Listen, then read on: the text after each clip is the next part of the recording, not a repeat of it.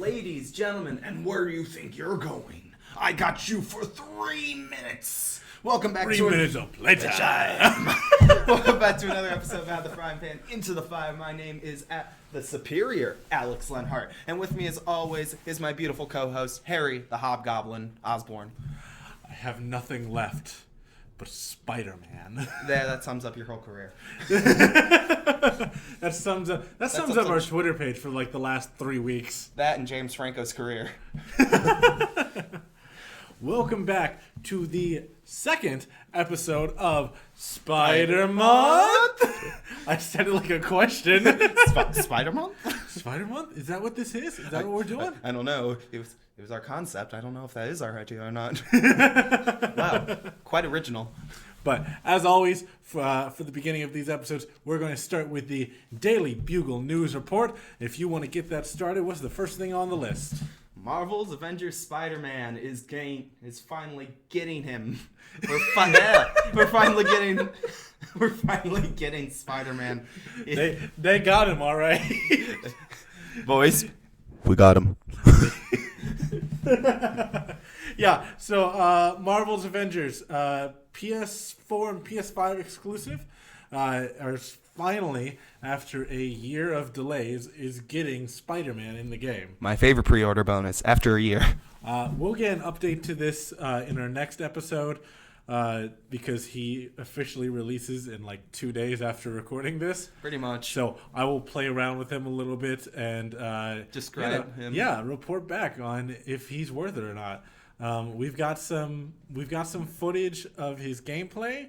It's about on par with what I expected. It's exactly what I expected. Yeah, a lot of people were disappointed. I was like, I didn't expect Insomniac. What you guys want? Insomniac game? It's the Avengers game. Not it's like Spider-Man. The engines are built totally differently, and the maps are not built to accommodate Spider-Man. Yeah, exactly. Insomniac level swinging or Insomniac level combat. Like the that's ceiling, not, especially on some of those stages. If he's going to be allowed in every stage and every mission, you have to account for him being in every stage and every mission. And some of them don't even have ceilings. Exactly. So how is he going to stick to something if he's got like nothing to stick to? Some of them are like wide open canyons. It's like, how are you supposed to have Spider-Man, I guess, attach canyon side to canyon side? I guess. I mean, I'm fine with how they did it. It just works fine. I don't play the game. The swinging looks better than expected. True, it looks all right. I expected it to be slow because the maps are small. Yeah.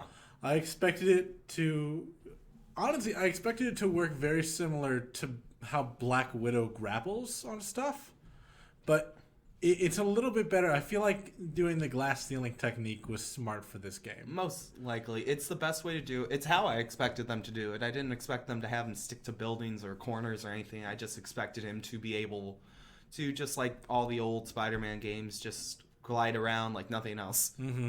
Exactly. So, better than expected so far. I'll give an updated report when he officially releases. But next up on the list, kind of a 2-for-1 thing here.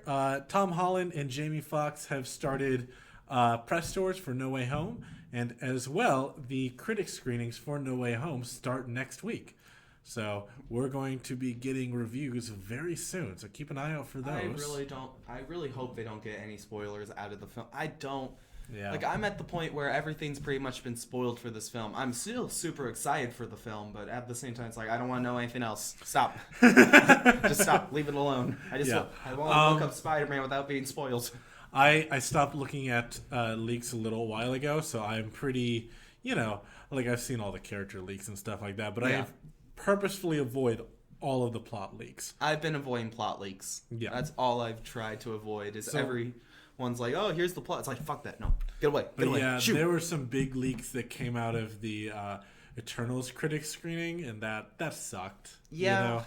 Like, there was a major character. Well, not really a major character, but an interesting character who had not been announced, and I won't spoil it, who got leaked 3 weeks before the movie premiered. I didn't even look up any Eternal spoilers, so I was surprised by that character's appearance. Well, do we even have to hide? It's Harry Styles. Yeah, don't even try to hide it. He's been shown off in posters on their Marvel Twitter page and Instagram. Yeah, it's Harry Styles. I forgot he has a poster. Yeah, Harry Styles plays Eros, the brother of Thanos.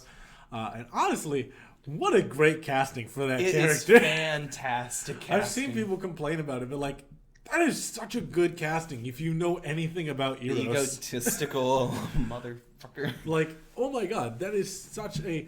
Alright, I won't get too much into it because we got other stuff to talk about. But yeah, not a whole lot to report on this week. I'm going to have a whole lot more next week, though. So, if you notice, the title of today's Spider-Month episode is Superior Spider-Man, and I chose that one because I thought, because everyone says it, Sam Raimi's films are the superior version of the films. And we're going to get into it. Let's start with Spider-Man 1. Very clear on this channel that I'm not a huge Raimi fan. Now, granted, I can enjoy these movies. I love Sam Raimi. Just from the director. I mean, I'm a huge Evil Dead fan, so It just works out where Sam Raimi as a director, I've seen a lot of his films. This one is not up there. Yeah. Again, bringing it back from the last episode, Aviarad is the worst thing to ever happen to Spider-Man. So, costume designs for this movie. The Green Goblin, he looks like a Power Ranger villain. I'm a Power... You know whose idea that was? Aviarad. And I'm a Power Rangers fan, and I still don't like that costume. Yeah, so... It said the best part of the new No Way Home costume for Norman Osborn is that they just took away the shitty mask. Yeah. And that mask could have worked. I've seen Alex Ross art where the mask is more of like a wooden Japanese style mask. Yeah. And it looks really kind of like cool. The demons in... Yeah, like that. It looks really cool. And I would have loved that. They also should have given him like the purple hood, but we are getting that in No Way Home anyway, so... You know, we're kind of a podcast guys ourselves. Yeah, I'm something of a podcaster myself. But yeah, He originally had a full-face animatronic mask that was very comic accurate and looked so good, but Aviarad said that it was too scary for children. Ugh.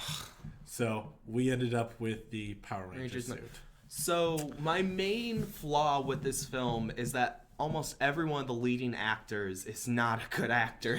No, I mean, they get better as the series goes on. Toby is... bland as hell in this film. Oh my god, he's awful. I think the best one out of the three of them in this film is Kristen Dunst. Yeah, she does Kristen Dunst. My apologies. Yeah, she does the best job in this film. I believe she's trying her hardest, but just it isn't there yet. It's like almost like MJ is a shitty actor in real life as she is in the movie. True, that's true. But yeah, and then Harry is just bland. Harry is also has the same amount of like bland delivery, I'd say. No, I'd say that James Franco goes a little too hard. Like on some scenes, yeah. He's very melodramatic, where Peter's the exact opposite, who delivers his lines like so monotone. It's stilted. I joke, it's like Jay. It's Jay and Silent Bob. Yeah. James Franco's silent is Jay. Toby's Silent Bob.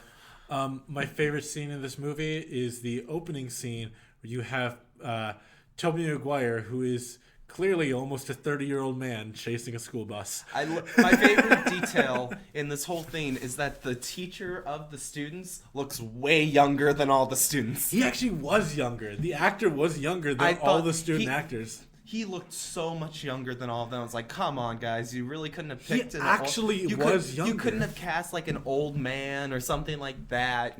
You could have easily done that. This movie is so...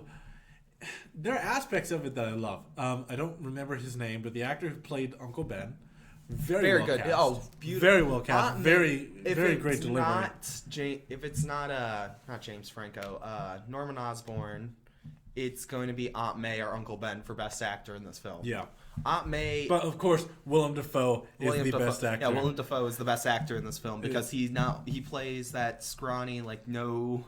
Good, like, while doing the sane sociopath beautifully. I love his delivery in this movie. It's so one incredible. of my favorite scenes is the boardroom scene where he's perfectly calm for 1 minute. You can't do this to me.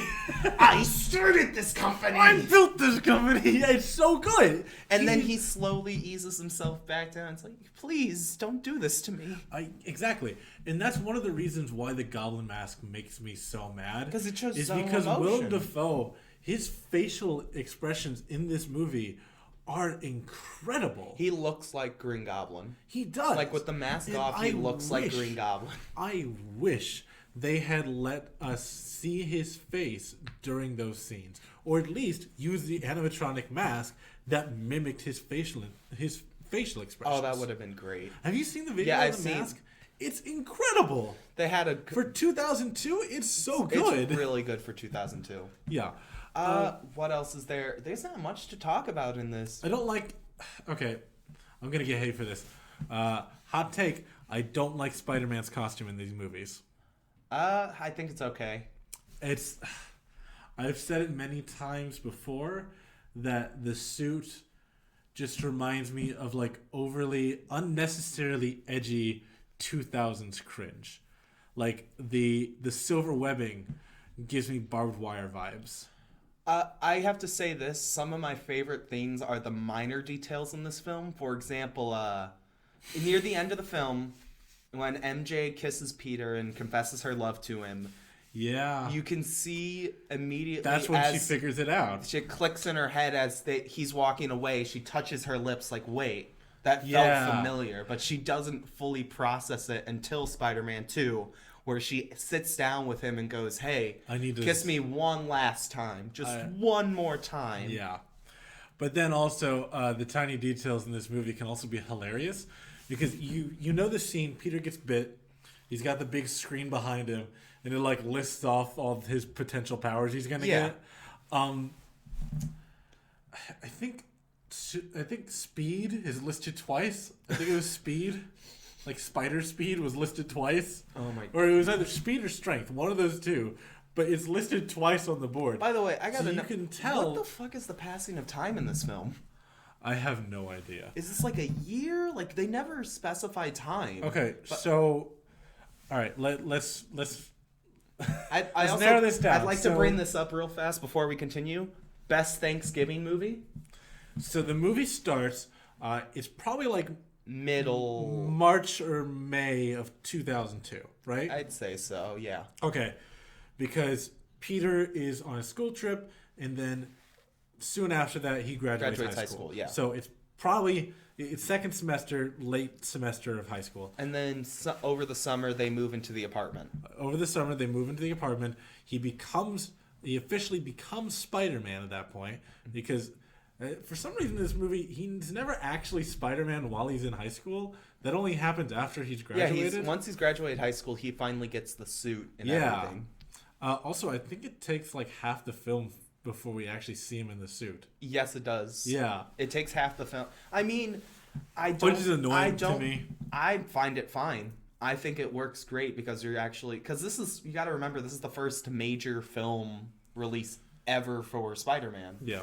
So you have to take your time with it. You have to get the origin in because I guess that makes sense. us comic fans, we know Uncle Ben dies, yada yada yada. Yeah. But for people who have never seen a superhero movie, they don't know Peter's origins. They don't know anything about Peter. That's fair. Yeah, I can accept So it's like you that. have to learn about Peter. I also do like the school fight scene. I do love that fight scene. What was? Oh God, I was supposed to look this guy's name up. Who plays Flash Thompson in this? Here, I can in this look movie? it up real fast. It's Joe Manganiello? Maybe. No, that's not it. Here, just turn towards me and we'll do Face ID. There we go. Come on. Yeah. There it is. Yeah, All right, there cool. we go. Alex is trying to look something up on the iPad and he didn't remember the password, and I didn't. I don't want to say it Out loud. on the show, so I think it's Joe Manganiello. But anyways, he did behind the scenes interviews where he's talking about what a prick Tobey Maguire was to work with, to the point where the crew. Joe Manganiello. What? Joe Manganiello. Yeah. Joe Manganiello. Yeah, Joe Manganiello. That's his name. He was also on True Blood. So Joe Manganiello was doing interviews about this movie years and years later. He was talking about like what an awful person Tobey Maguire was to work with behind the scenes, to the point where the crew offered to pay him $100 to quote unquote accidentally really punch him during the fight scene. I wouldn't be surprised. Tobey Maguire seems And he like says, he's like, having... even the lighting guys, like, when he was offered, stop what they were doing, just to, like, look over and, like, you gonna do it? Come on, let's make this happen. Tobey Maguire in the first film seems like the guy who really just doesn't want to be there. No, he doesn't. And he's even said in interviews, like, before taking the role, he did not care about Spider-Man at all. I think it shows in the second movie he's actually starting to care about it. Yeah, I will say, like, his acting improves phenomenally between the first and second movie. I'm going to jump ahead. I think the best acting performance out of all three of our main stars was in 3. Yeah. Because Peter shows the most amount of emotion he's ever done. Even in the black suit. But that's also where we get, like, the really weird Tobey Maguire before facial. The black suit, even, he's showing the most amount of emotion. He's happy. He is smiling. He's showing his teeth more. He's actually in a good mood. When he's sad, he's actually showing on his face emotional features of being sad. And it's not just a straight, cut, flatline face. James Franco is fucking incredible. By the third film, he's really good in that movie. He's fucking incredible. He is giving his best work. Now, New Goblin or Hobgoblin or whatever you want to call him, is a dumb villain. Like, we can all agree with that in this movie. He's a dumb villain, but he's got the best motivation. He's flying on a snowboard. Like, his costume design's awful. I'm fine with the mask at the very end. Looking back at it, the only costume I like in these movies is Doc Ock. I like Sandman. Well, Sandman's just like a t-shirt. Like, I'm not counting that. But every other character, I don't like their costumes. I don't like Green Goblin. I like Green Goblin as the character. I don't like his costume. Excuse me, sir. MJ in the wedding dress is the best costume in this film. No, MJ in her movie 3 Broadway. Oh, the Broadway 3 dress? Was actually very nice. She looked really pretty in that. But, okay, I don't like Spider-Man's suit in these movies. I don't like Green Goblin's suit. I hate Venom. That's awful. Let's talk. New Goblin we'll get is there. so dumb. But, yeah. The New Goblin suit I don't like any of the costume designs from this movie except for Doc Ock and Sandman. That's pretty much it. Yeah, that's it. I'm, like, slowly coming to that realization. Spider-Man 1 has now gone from being an action flick with some comedy aspects to being a full-on comedy movie. Because it's so bad at times. It's so awful. Oh, no, hold on. Best performance is J.K. Simmons. Oh, yeah, of course it's J.K. Simmons. Yeah, like, no offense to Willem Dafoe, J.K. Simmons. J.K. Simmons wins. He's so good at being J. Jonah Jameson that everything after this is just J.K. Simmons. The reason why J. Jonah Jameson did not show up in The Amazing Spider-Man 2 is because they couldn't find an actor as good as J.K. Simmons. And that's also why he was recast for the MCU. Because he's just so iconic. He's incredible. He's iconic. So good. He's incredible. By the way, he's the most credible guy in this whole fucking franchise. Green Goblin breaks down his door, breaks into his building, and Peter is standing in the hallway to the right as he does it. And he asks, "Who's the guy that takes pictures of Spider-Man?" And he immediately goes, "It's not even hesitate. I don't know." He sends it through the press. Yeah, he sends it through the mail. Yeah. This is something that a lot of people get wrong about J. Jonah Jameson. J. Jonah Jameson is not an evil person. No, he is the most in the comics and in real Peter. Yeah, like, he loves Peter. He respects Peter. One of my favorite scenes is in Spider-Man 2 where Peter goes, where he's like, okay, 150. No, 300. Oh, you got some balls, kid. Yeah, 300. Yeah, no, and they really discuss this in the comics more, but it is very evident in this movie that Jonah really loves Peter. Like, it's almost like his own son. So going to the comics a little bit, he literally... Oh, his son, the astronaut. His son, the astronaut, yeah. He loves him so much as a son, the astronaut. Also, I love the fact that Peter steals the suit John Jameson's girlfriend. Yeah, I was going to bring that up, too. It's like, dude stole his fucking... And I'm pretty sure Jonah's fine with it just because that meant he didn't have to pay for the wedding. One of my favorite jokes in Spider-Man 2 is J. Jonah Jameson whispering over to his wife, "Call the caterer. Tell him to not open the caviar." that shit made me. I love it. I love it. It's so funny. But in the comics, I think you were about to bring this up, right? In the comics, J. Jonah Jameson's father and Aunt May are actually getting married, and Peter has a sit down as Spider-Man with J. Jonah Jameson. It's like, why do you hate me so much? It's like, well, you remind me of my wife's killer. Yeah. And Peter then it's like, okay, Jonah, and they sit down. And he's like, eventually, it's like, I don't hate you, really. It's like, I just wish I knew who you were. And so he takes off the mask to show him, like, I'm Peter Parker. And he's like, holy shit, that makes so much fucking sense. How did I not figure it out all these years ago? I think he even says, it's like, how did I figure this out even more? Wait a minute, you've been selling me your own pictures, you piece of shit. I'm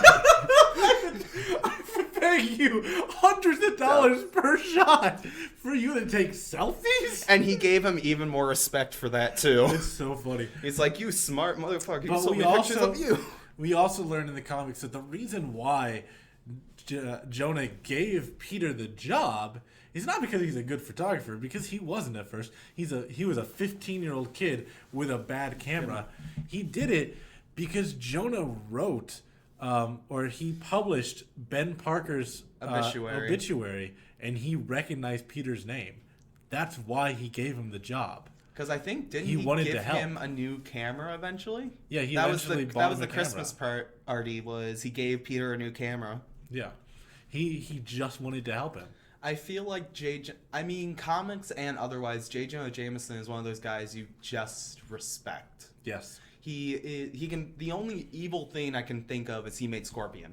True, and that was it. And he's funded the spider killers. What are they called?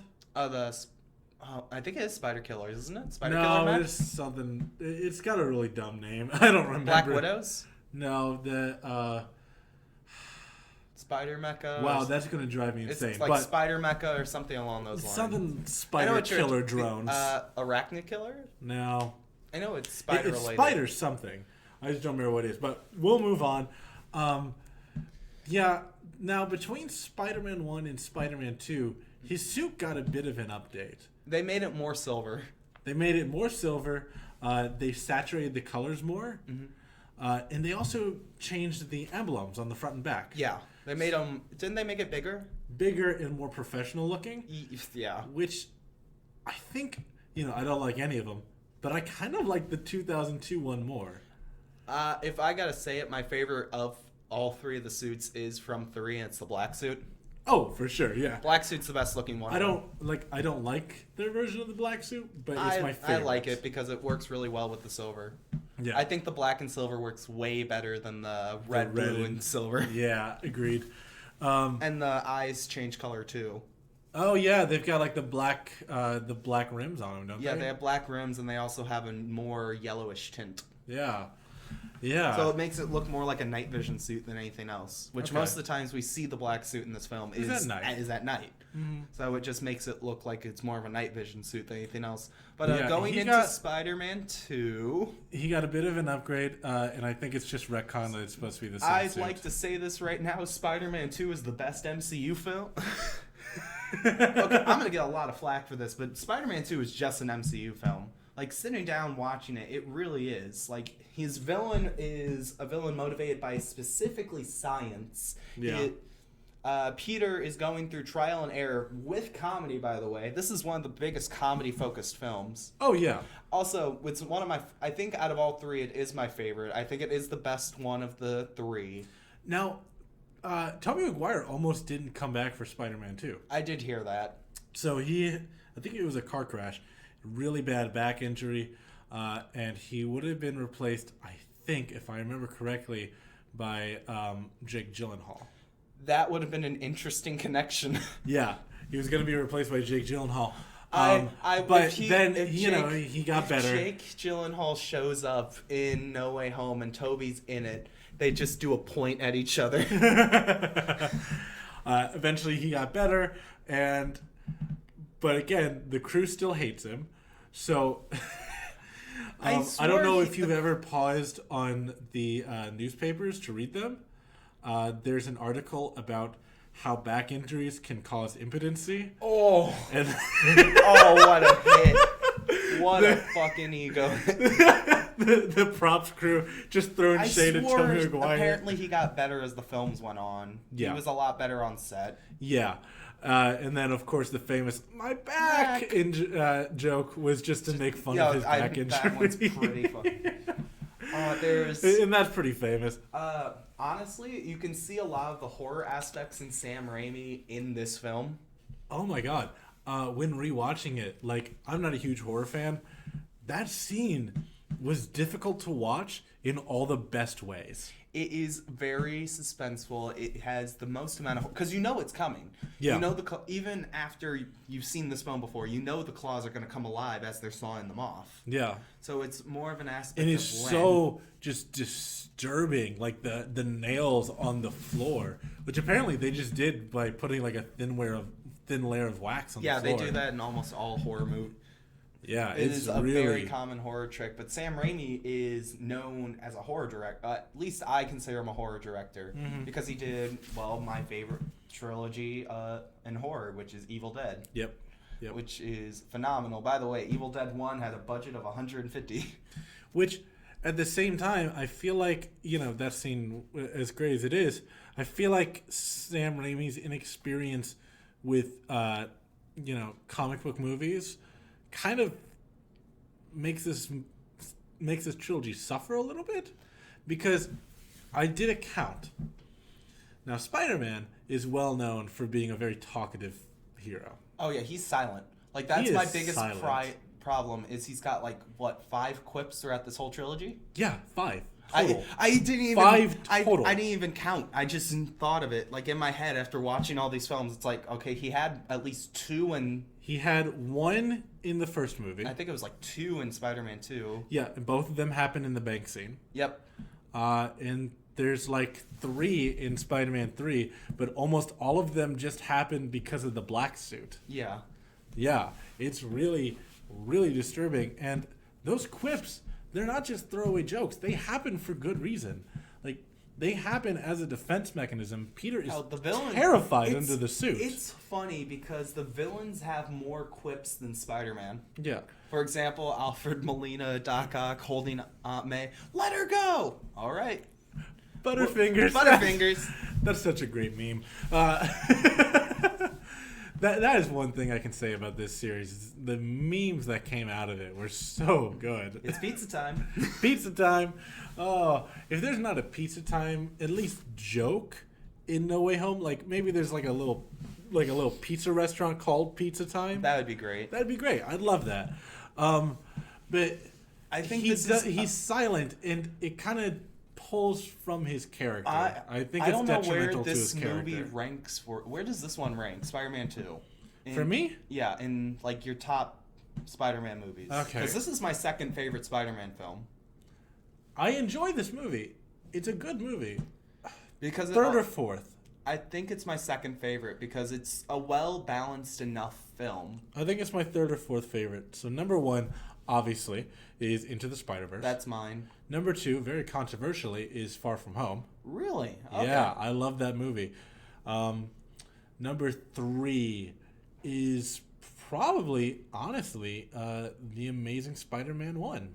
All right, I can see that. Yeah, I really enjoyed that movie. But mine is Into the Spider-Verse, Spider-Man 2. Or 3 might be Homecoming, because Homecoming, I rewatched it. Homecoming is my 3.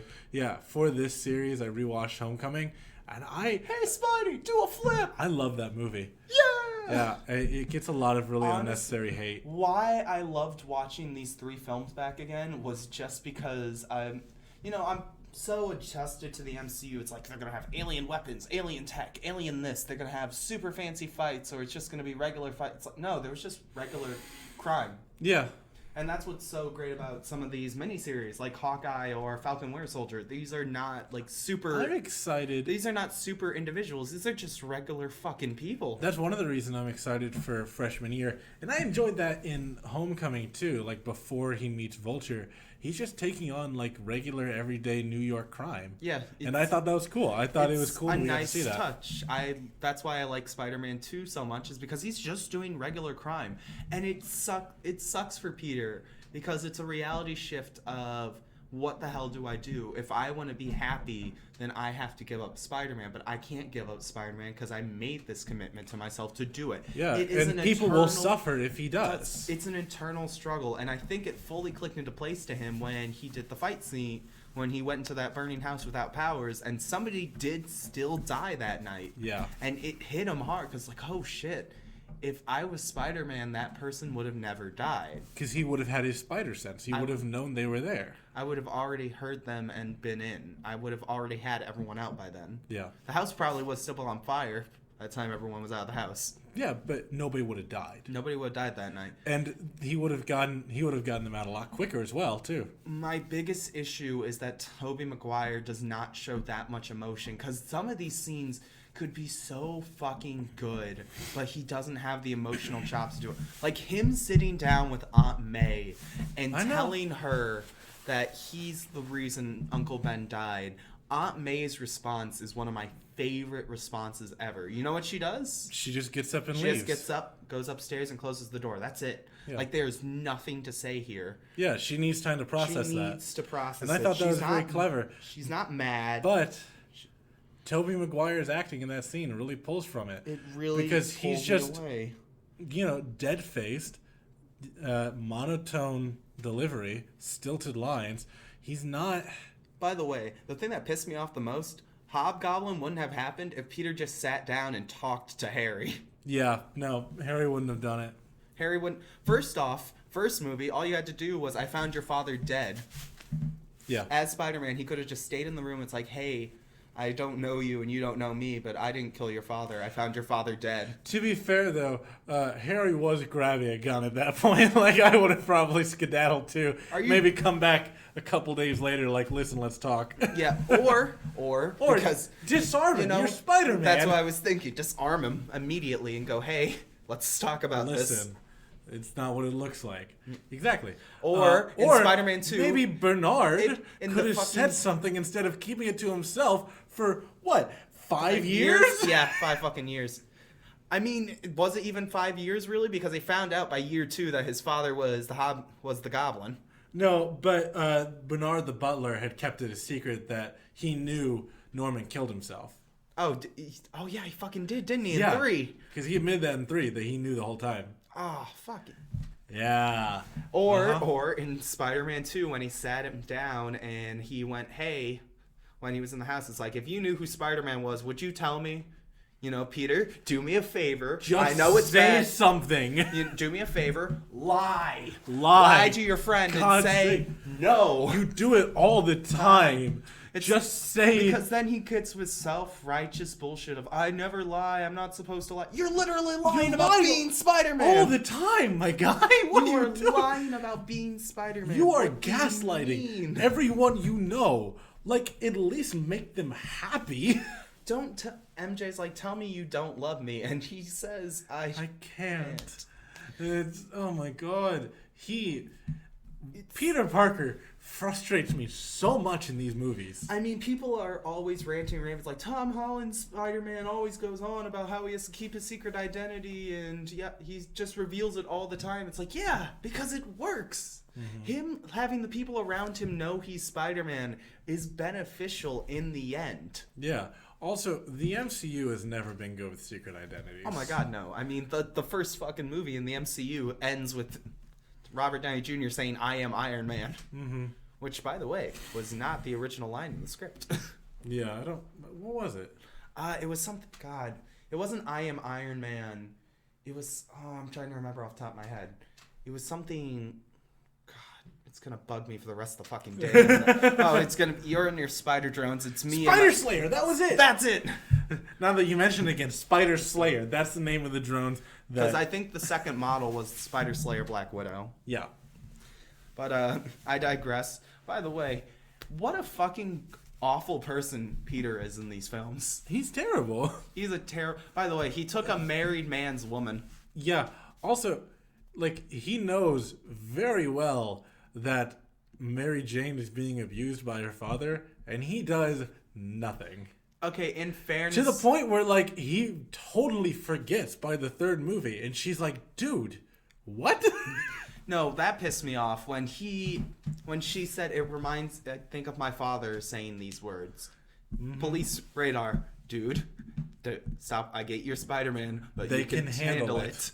They can Let them handle it for once. Let them handle this moment.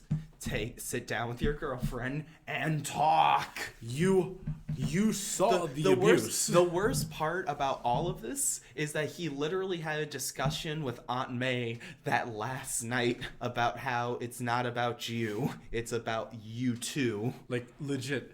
Peter, you live in New York. There are crimes happening all the time. You don't have to be there. Skip this one. Skip one crime. That's You- all we You ask. very obviously are not at every crime scene. Don't go to this one. And if she's like, you're making it about yourself, it's like, yeah. By the way, we're in Spider-Man 3, I guess, now. Well, hold on. Before we go to Spider-Man 3, I want to talk about the costumes in Spider-Man 2, and specifically the amazing puppetry work done for Doc Ock's Don't you arms. mean Superior? The He technically is the Superior Doc Ock. superior puppetry work done for Doc Ock's If I arms. were a rich man.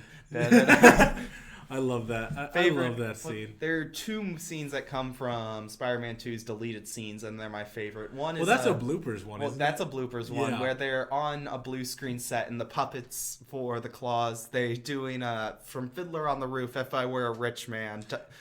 Now Melina starts singing it, and the claws are clapping along. It's so good. It's so wholesome. I That love and it. the deleted scene that makes me laugh every time is in between when Peter's not Spider-Man and J. Jonah has his suit. He jumps on the desk in the costume. In the going, costume. Flip. It's so funny. I don't know why that was cut out of the movie. It's legit. It's my beautifully- favorite scene in the movie, and it's not even in The it. film, yeah. Yep. The But- train scene is iconic, and it's real. I still think it holds up. I think it holds up fine, except for the fact, like, there's no way in hell that nobody on that train took a picture. Well, let's put it in perspective. This technically, when the film was filmed, it would have been 2003. Who the fuck carries a camera with them in 2003? You're in New York. You have tourists everywhere. Well, it's New Yorker. Half the train. people It's on a that train have a disposable camera. I guarantee it. Well, they were all New Yorkers apparently. So why would they carry around a camera on a It's constant? New York City. I'm willing. Like, half the people on that island are tourists. True, but not in that train apparently. Not on that train. It's New Yorkers only. Sorry, pal. It's the New Catch Yorker. the next one. This is the New Yorker train. Get off. Also, like, people had camera phones in 2003. You had flip phones Yeah, but and they were slide phones. That's what I was questioning. It's like, dude, how do you not have a flip phone? It is the most common thing you could find. Not specifically that one, but more in Spider-Man 3. By then, almost everyone had a flip phone. That movie, it came out in 2010. It came out in 2007? Yeah, it's set Yeah. in 2005. Set in 2005, yes. Because the reason I know it's set in 2005 because the musical Mary Jane is Best Award 2005. Yep, okay. That's what I was thinking. Everybody in the world had a camera at that point. Because I think every movie takes 2 years in between each. Now, granted, they could do the thing where people have seen his face, but he's just a regular looking dude. I mean, that's fair. Like, No, it's he's like not- it's like the Wally West scene. He reminds me of my son. Your son looks like a 35-year-old man. This clearly adult man, no older than my son. No, he's no older than your neighbor Charles. Your Spider-Man has a 401k, everyone. Exactly. Like, he never looked like a teenager. Oh my god, no. He never looked the best way to describe it is he looks like an adult Peter, Yeah. but I wouldn't call Which him. makes it so much funnier again in the can't first movie. believe that he's 20. He's Where supposed he's- to be 20 in Spider-Man No. 2. And He's like 35. and then he's supposed to be our age in Spider-Man 3. I know. I mean, you're close enough. But he, in Spider-Man 1, I said my favorite scene is the opening scene of him chasing the bus. this clearly adult Tobey Maguire chasing a school bus is the funniest imagery I've ever seen. No, Like, my favorite unintentionally hilarious. My favorite is always going to be the citizen actors. In one, they were okay. Like, the citizens in Spider-Man 1, I think, had, like, one opportunity. You mess with us, you mess with all of us. Now, first of all, nobody in New York would ever do that. You could collapse on the street and they will walk over you. No. It's Marvel's New York. Different story. I understand why they had to do it, though. Because it's 2002. I think, depending on the situation, more mom and pop. A lot of New York is more about person. And since Spider-Man is a big figure in New York, they would go... It was important to show a united New York in 2002. I think that scene would have been way better in 3. Also, keeping up with the trends of Spider-Man media, weirdly reminding me of 9/11. The Twin Towers shot in Spider-Man 1 poster? No, the Twin Towers shot that they left in the movie. Oh, yeah, there was a Twin Tower shot in the movie. You know the famous one, like the close-up of his mask and the reflection in his lenses? that's the first poster. Yeah, the reflection in his lenses has the Twin Towers in it. Because that's the first poster for Spider-Man, which is hard to find, has an image of the Twin Towers with a plane caught in between webbing. Yeah, which... it's the first trailer for the film that was immediately taken down because shortly after that, 9/11 happened. Mm-hmm. Which, fun fact... So this movie happened immediately after the Leonardo DiCaprio Spider-Man flopped. Like, it wasn't going to be made. No. The climax of that movie... would have had a fight on the roof of the Twin Towers, wasn't it? Yes. Between Sandman, Electro, and Spider-Man. Yeah. Yeah. Yep. Why? I don't know how they keep coming back to this totally by accident. But stop bringing up 9/11, Zach. I know, it keeps happening. This is the second episode in a row that you brought up 9/11. It keeps happening. This weird trend where Spider-Man media I accidentally references 9/11. will love to see how you find a way to do it with Andrew Garfield and Tom Holland. I'll find a way.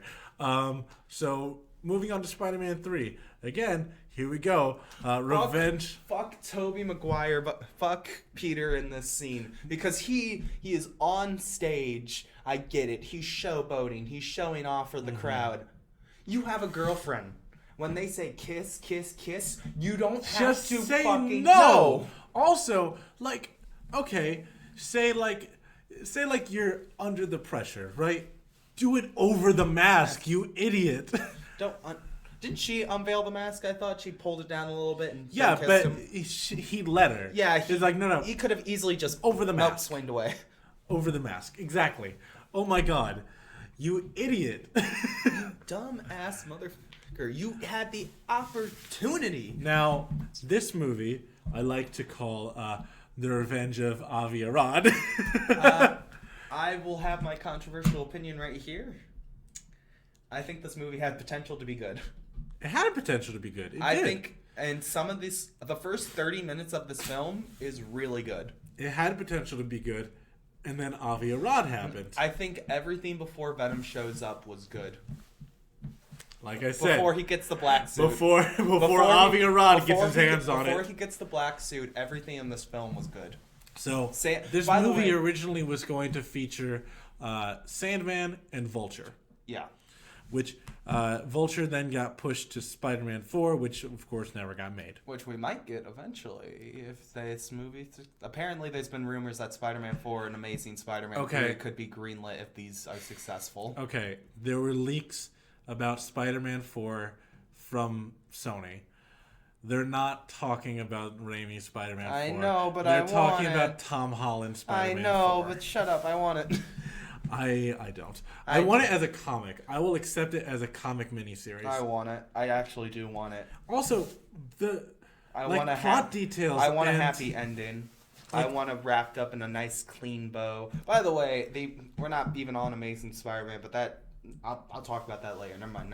We'll talk about that next week. But plot details and full storyboards for Spider-Man 4 are available online. You can read what the movie would have been. I think Hobgoblin actually was a good idea in this film. I think New Goblin was a good... I liked Harry's inclusion throughout this whole film. You know what wasn't a good idea? That god-awful costume. The costume was bad. I'll give you... No, I don't find it that awful. I like the black vest. I think it looks more like Harry had the opportunity to... Give me this. I'm gonna... Hold on. Before you continue, I'm gonna pull up a picture of him in the costume just so you have to look at him while you're saying this. Just... Here we go. There we go. All right. Now... Look at that and tell me what you were going to say. Yeah, I'm not even talking about that. I'm talking... Oh, there we go. Full shot of the body. Yeah, it looks like he is in the most military armor he could find. It looks like he designed a suit specifically designed to kill Peter. Okay. But he has a snowboard goggles, and a snowboard mask. So... He is literally... It's 2007. This is exactly what I was talking about when I said that this movie... He's auditioning for the X Games as well. Exactly. When I said that these movies have this layer of edgy 2000s cringe that I can't get over. I mean, I do like the mask. I like the mask. It reminds me of a vigilante. Look at him.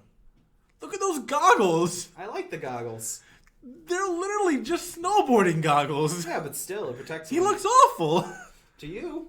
Also, his blades are facing the wrong direction. That is true. The blades on his arm are facing like the total wrong direction. And the scene where they like rip out of his shirt, where were they? Look at that. Look at there. Where are the blades? Where are the blades held in that costume? That is a good question.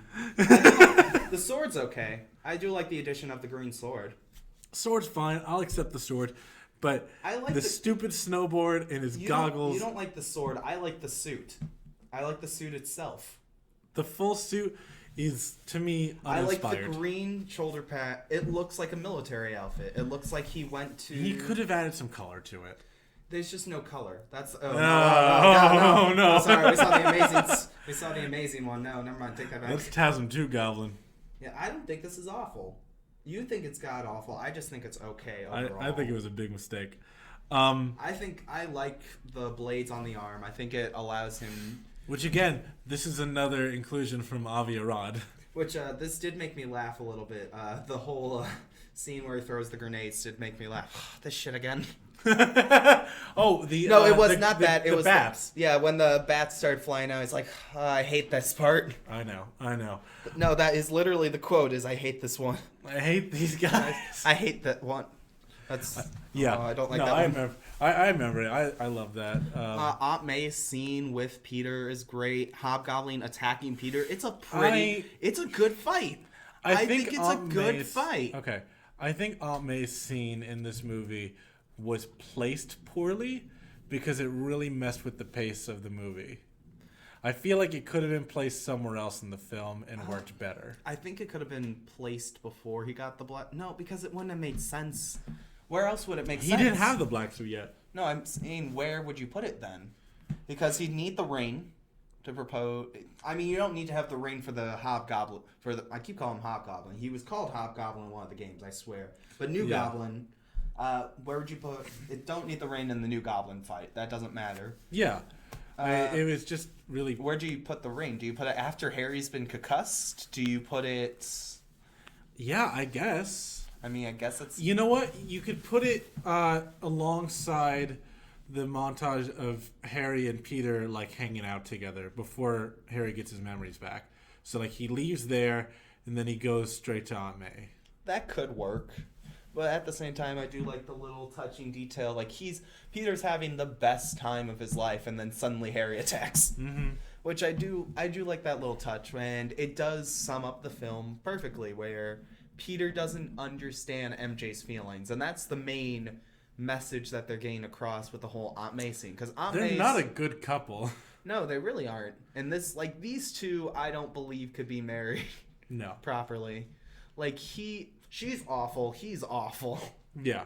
Like, this MJ is not that likable. MJ cheats on everybody in these movies. She cheats on Harry almost cheats on Harry with Peter. She cheats on Flash. By the way, cheats on Harry. I wanted to bring this up in the first film. I just fucking remembered this. She kisses Peter at Harry's dad's funeral.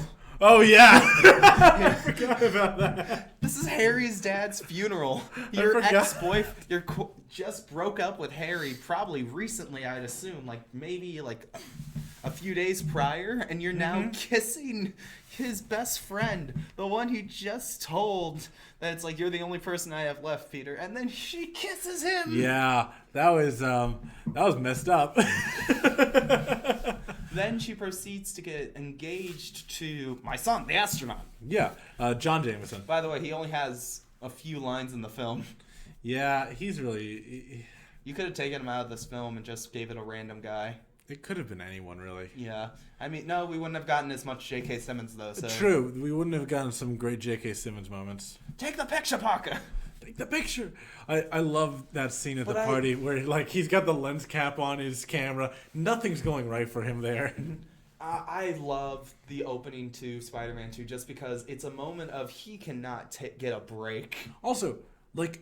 Harry just, like, decks him at the party. Oh, yeah. Absolutely I was going to bring that up. He stomps. punches him square in the jaw and says, my father loved you and you know who Spider-Man is.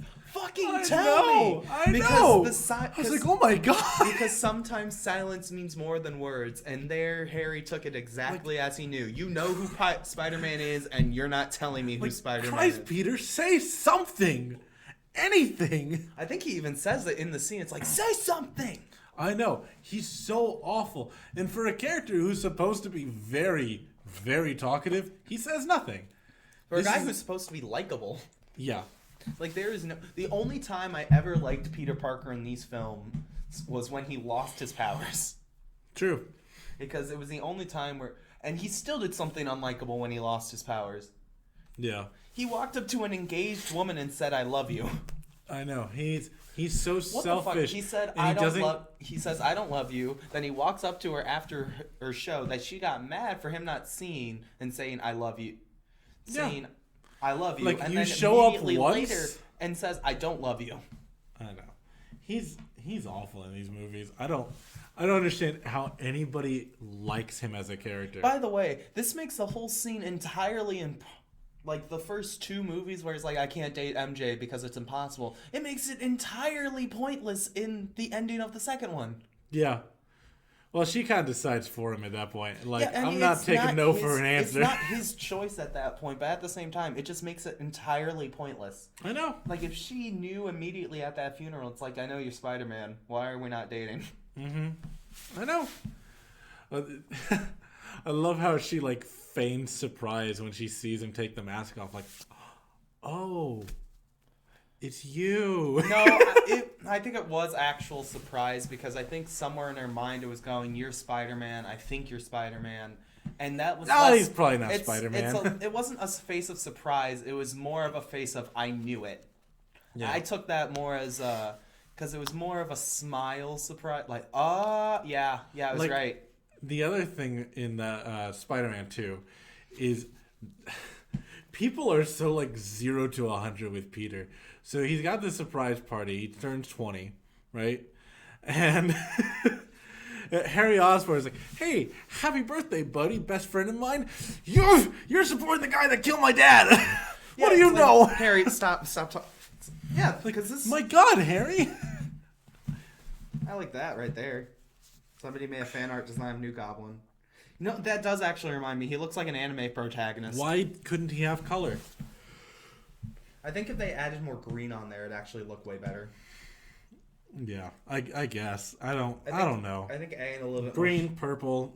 I mean, I don't think purple. They messed up all the colors for the Goblin suits. Pretty much, yeah. Like, oh God, somebody added that on. That's an interesting choice. It's the bottom half of Willem Dafoe's Goblin mask. And it does. It's not even a cool looking glider. Like, why couldn't we get the original glider? It was in the shop too. Yeah, it was there. It's not like he didn't have it. He did have it. Oh, somebody put. Oh, that one actually looks really good. It's just exactly the same, but with the Goblin mask without the mouth. Yeah, but I like it more because it takes off the shitty Power Ranger mouth. That's fair. Because it makes it look like a more compressed Goblin. We've been avoiding it for a long time. Let's talk about Venom. Oh, I don't want to talk about. Okay. I don't want to talk about Okay. Okay. I'll start with this. I think Topher Grace was perfectly cast for Eddie, at least for the one they were going for. Yeah, he's not. He's not. Here's the thing. I don't mind a skinny Eddie Brock. Because, again, in the Ultimate Universe, he is, a real short, skinny guy. I mean, that's the one they went with, too. Because they, just to let you guys know, if you haven't watched the movie, he's not Eddie Brock. They even bring up Eddie Brock in the first film. Yeah, he's Eddie Brock Jr. Because they bring up, it's like, did Eddie Brock get any pictures? It's like, no, they can't seem to find the guy.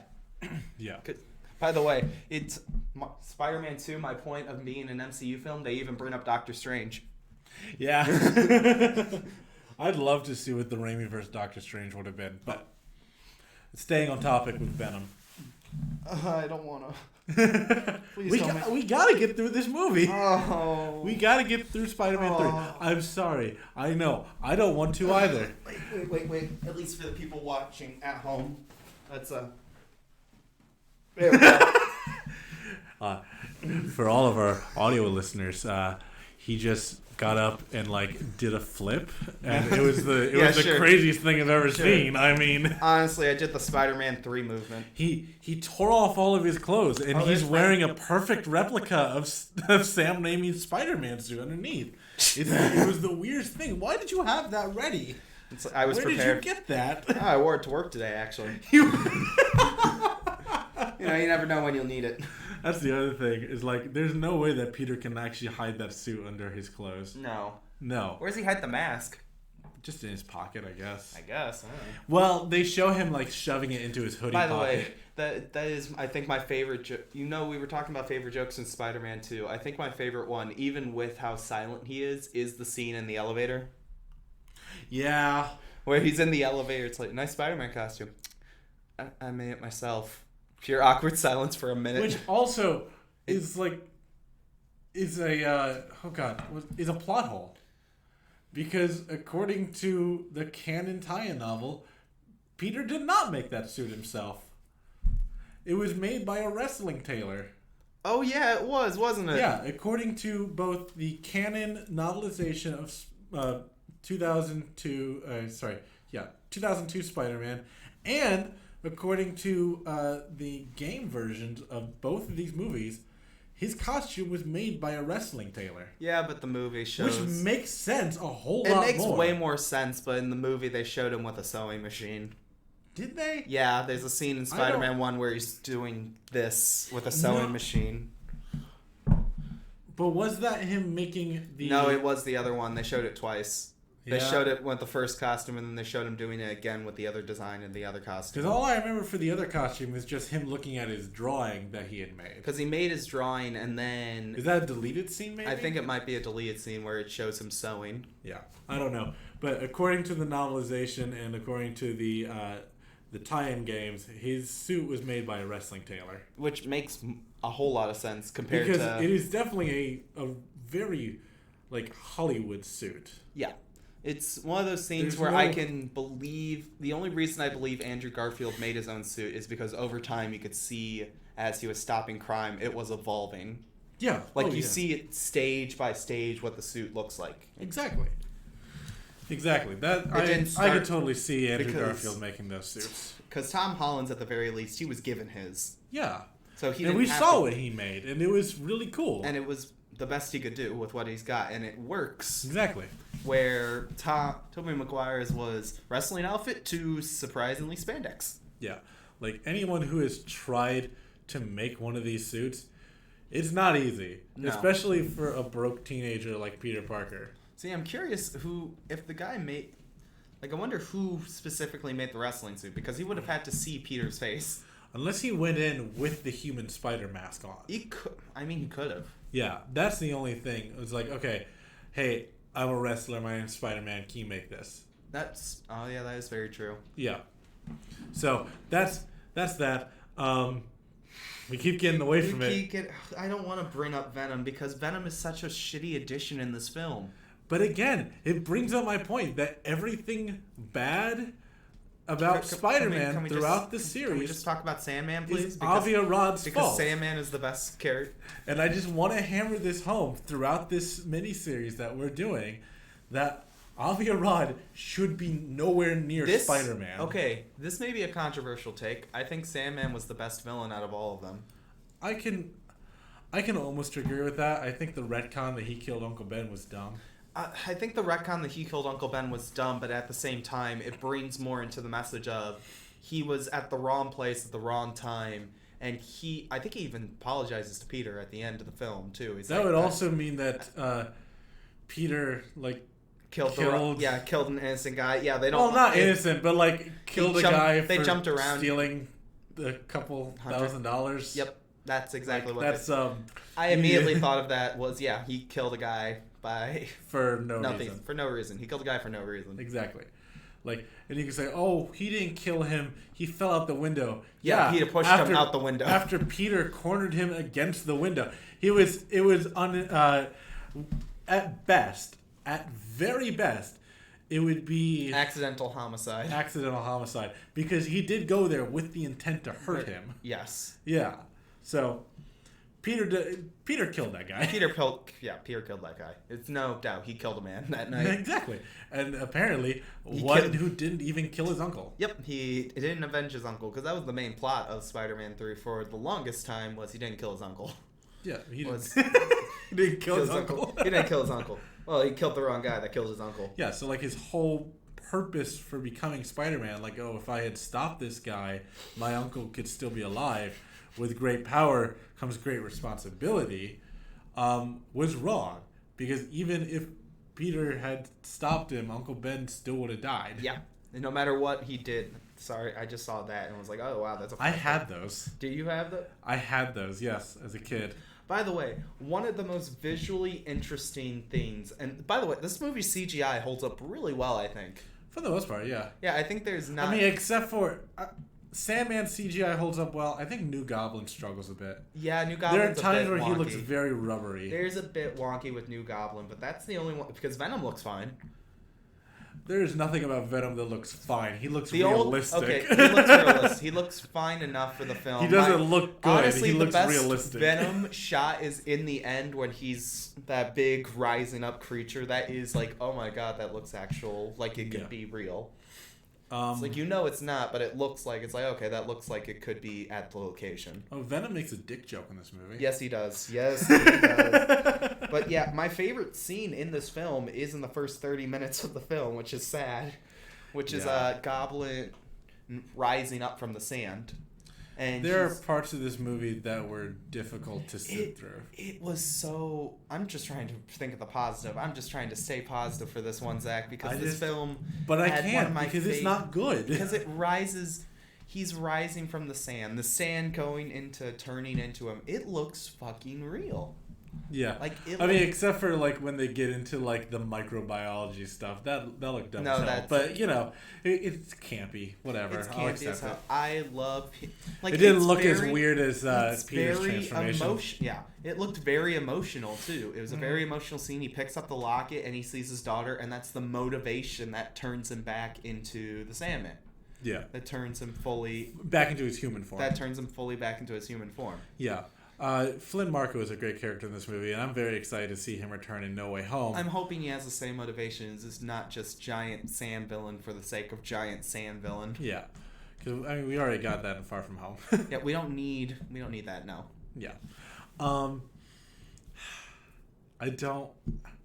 have to say something about it. I at least want to mention the Todd McFarlane interview where they talked about Venom. Oh yeah, where he was just fucking disgusted. He was so mad. He was fucking... He walked out. Yeah, he pissed. He was pissed the fuck off. Tom McFarlane did an interview where he talked about... And I feel so bad for Topher Grace. I feel bad for him too. But Tom McFarlane did an interview where he talked about his experience with both the 2007 Venom and then compared him to the 2018 Venom. And he said when he was invited to the red carpet event, because, that was nice enough, he was allowed to go to the opening night. He walked out when he saw what they did to Venom. He was so mad. I fucking bet he was. Yeah. Oh, I guess for reference, if you don't know, Todd McFarlane is the comic book creator of Venom. And Spawn. And Spawn, yes. God love Spawn.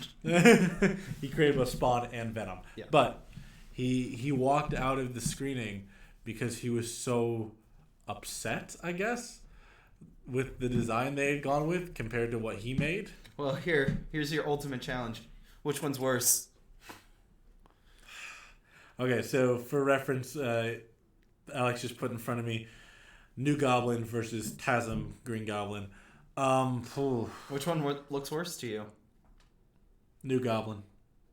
You gotta be fucking kidding me. And I will explain next week. You gotta be fucking kidding me. I will explain I will next week. I will definitely get on you for this one. Yeah. I feel like Topher Grace was kind of screwed over because this was his first big break after that 70s show. Yeah, and he hasn't really had anything. He quit that 70s show to do this film. Mm-hmm. And he was like, yeah, I'll do this film. And he shows up. He's trying. And he's the worst part of the movie. He's really trying. Gotta love his frosted tips. Oh my god, frosted tips. He's 2007, when he's y'all. introduced, I did laugh at his joke. Which one was that? When he's with Captain Stacy. Oh my god, that's Gwen. It's like, how do you know Gwen? It's like, oh, and I'm dating your daughter. It's like, who the hell are you? It's like, oh, hello, sir. Eddie Brock, Daily Planet reporter. I may also be dating your daughter. Also, they reveal like he's not dating her. They went on one date. They went on one date and she hated it. Yeah, exactly. And like his entire motivation for becoming Venom was based off this one bad date. Eddie Brock is an incel. He's a simp. Eddie Brock is a simp. He simped for Gwen and Gwen chose Peter. He commits acts of violence because he got rejected by a girl. Like, by the way, it's not even mad at Spider-Man. It's mad at Peter. Yeah. That's his main motivation. Peter went on a date with the girl that rejected him. Yep. Like, dude. Well, in fairness, it's that, and also Peter ruined his career at the Daily Bugle. But he ruined his own career. He committed. Yeah, he committed. He committed plagiarism and libel. He is liable for his actions, so yeah, he screwed himself over. Yeah, no, this version of Eddie Brock totally deserved what happened to him. I feel like if there was a Spider-Man 4, they should have just set up Eddie in this film and then had everything crash down in the next. And make Vulture and Venom the main villains in the next. Yeah. Or do Vulture in Spider-Man 3 like they were originally going to, and then just do Venom in Spider-Man 4. I feel like the best way I thought about it in this film was have Hobgoblin and Venom be the main villains in 4, and then pretty much have Harry still do a sacrifice in 4 instead of 3. And then as time's going on, he's finally getting back to Peter, but his father is trying and connect with him a little bit more, and then finally his father fully gets in there, corrupts his mind, going, no, fuck Peter. Yeah, absolutely. I don't have much left to say about this series. I very clearly am not the biggest fan. I can enjoy them. 2 is a good film.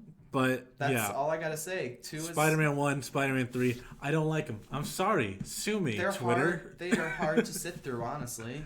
Like, at some points... It took me multiple days to finish Spider-Man 1. Raimi... It took me 4 days to finish Spider-Man 1. I watched it That's in 4 how it was parts. with Spider-Man 3. I could not... I watched all of Spider-Man 3 in 1. I was telling him I stayed up all last night to finish Spider-Man 3 because I just didn't want to fully sit through it. And I feel like part of my...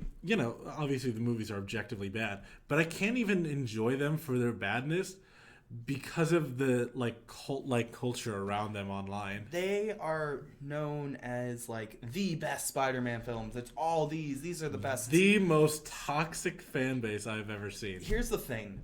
I don't think these films are awful.